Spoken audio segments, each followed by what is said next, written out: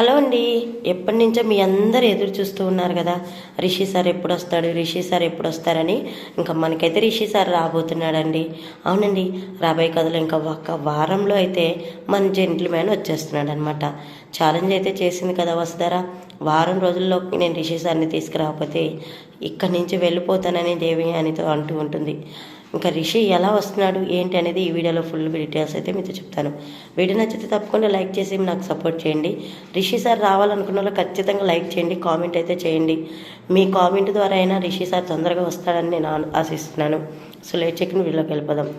వస్తారా అయితే పూజ అయిపోయినాక ఇంకా అందరూ వెళ్ళిపోతారు. వసుధార మాత్రం దేవ్యానికి వెళ్ళి అలాగే చూస్తూ ఉంటుంది.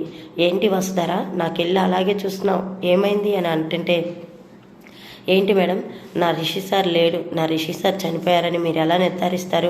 నా రిషి సార్ బతికే ఉన్నాడు, నా రిషి సార్ లేరని మీరు ఎలా అనుకుంటారు అని చెప్పి అంటూ ఉంటుంది. అవునత్తయ్య, రిషి సార్ లేరని మీరు అందరితో అలా చెప్పడం, వస్తారని అవమానించడం నాకు నచ్చలేదని ధరణి అంటూ ఉంటుంది. చూడు ధరణి, నీకు అవకాశం ఇస్తున్నానని మాటలు పెచ్చరే మాకు. చూడు వస్తారా, నువ్వు ఇన్నాళ్ళు రిషి లేడు అన్న నిజాన్ని జీర్ణించుకోలేక రిషి సార్ ఉన్నారు అంటున్నావు. రిషి ఉంటే ఎక్కడున్నాడు, ఎందుకు రాలేదు? ఇన్నాళ్ళు నీ భార్య కానీ తన తండ్రి కానీ గుర్తు రాలేదా రిషికి? చెప్పు వస్తారా, చెప్పు అని దేవి అని అంటూ ఉంటుంది.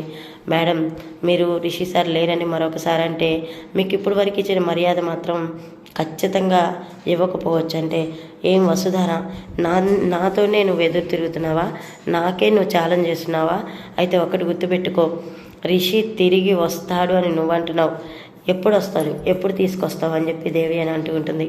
ఆగండి మేడం, వారం రోజుల్లో నేను రిషి సార్ని తీసుకొస్తానని వస్తారా అంటూ ఉంటుంది.